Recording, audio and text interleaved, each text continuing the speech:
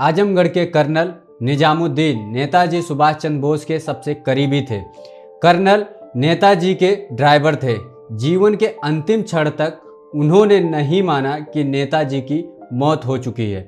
PM Modi भी उनसे चुनाव में जीत के लिए आशीर्वाद ले चुके हैं। आइए जानते हैं कर्नल निजामुद्दीन और नेताजी सुभाष चंद्र बोस से जुड़े दिलचस्प किस्से कर्नल के पुत्र अकरम निजामुद्दीन की जुबानी। कर्नल निजामुद्दीन के पुत्र अकरम निजामुद्दीन बताते हैं कि कर्नल नेताजी सुभाष चंद्र बोस के करीबी राजदार थे।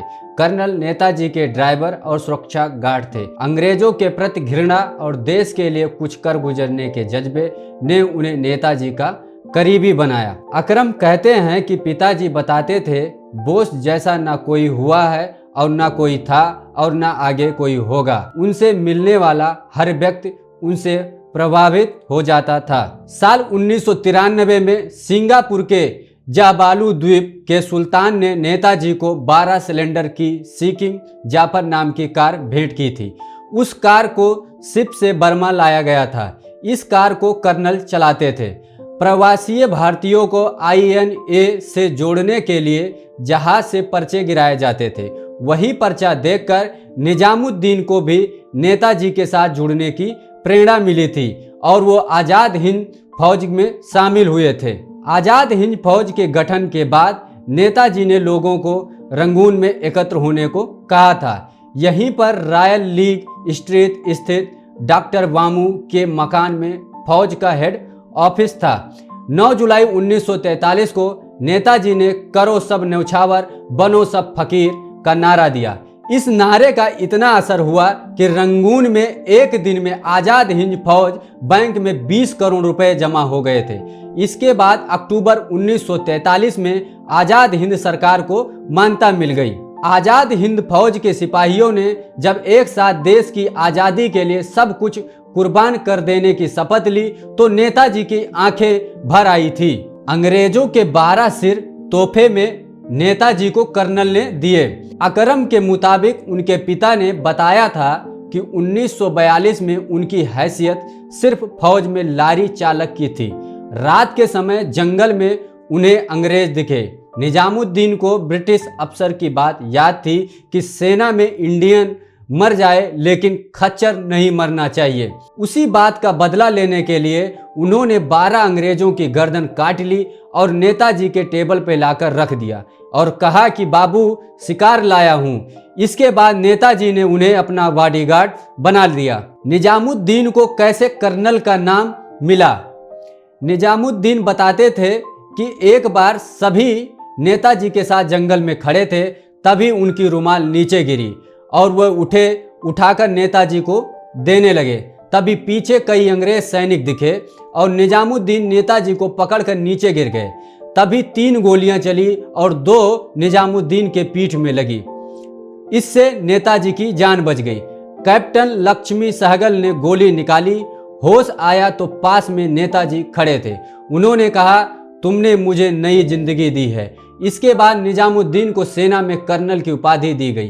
कर्नल की पीठ पर गोलियों के वो निशान अंतिम समय तक मौजूद थे। नेताजी कर्नल को बहुरूपिया भी कहते थे। कर्नल दूसरों की आवाज की नकल और एक्टिंग में भी माहिर थे। उसी समय वह अंग्रेज अफसरों की आवाज की नकल किया करते थे। सेना ने कई बार इसका फायदा भी उठाया। यही कारण था कि नेताजी उन्हें बहुरूपिया कहते थे। कर्नल निजामुद्दीन अपने अंतिम समय तक कहते रहे कि नेताजी की मौत अफवाह थी। 18 अगस्त 1945 को प्लेन क्रैश में मौत की खबर में कोई सच्चाई नहीं थी। नेताजी ने अपने मौत की खबर खुद अखबार में पढ़ी और रेडियो पर सुनी थी। नेताजी को पता चल गया था कि कांग्रेस और ब्रिटिश हुकूमत में उन्हें पकड़वाने का समझौता हो चुका है। ये बात उन्होंने खुद कर्नल से कही थी। 20 अगस्त 1945 को सितांग में नेताजी और कर्नल की आखिरी मुलाकात हुई थी। इसके बाद नेताजी नाव से कहीं चले गए थे। उन्होंने अपने पहुंचने की खबर भी वायरलेस पर दी थी, लेकिन उसके बाद नेताजी का कोई समाचार नहीं मिला था। नेताजी का साथ छूटने के बाद कर्नल चाइनीज बैंक की गाड़ी चलाने लगे थे। कर्नल निजामुद्दीन वर्ष 1955 में नेताजी के तलाश में रंगून से कोलकाता आए थे।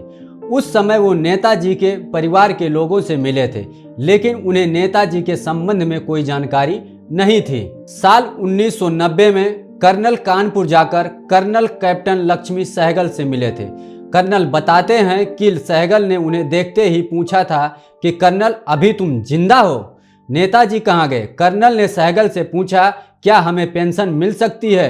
तो सहगल का जवाब था कि हमें भी नहीं मिलती। 2014 जब पीएम मोदी वाराणसी से लोकसभा चुनाव लड़ रहे थे, तब कर्नल को मंच पर उन्होंने बुलाया था। पीएम मोदी कर्नल का पैर छूकर जीत का आशीर्वाद लिया था।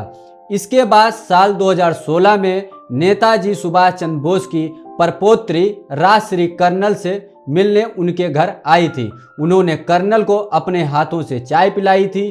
कर्नल और नेताजी से जुड़ा किस्सा भी उन्होंने सुना था। अकरम बताते हैं कि जब भी कोई नेताजी की निधन की बात करता था तो वो दुखी हो जाते थे।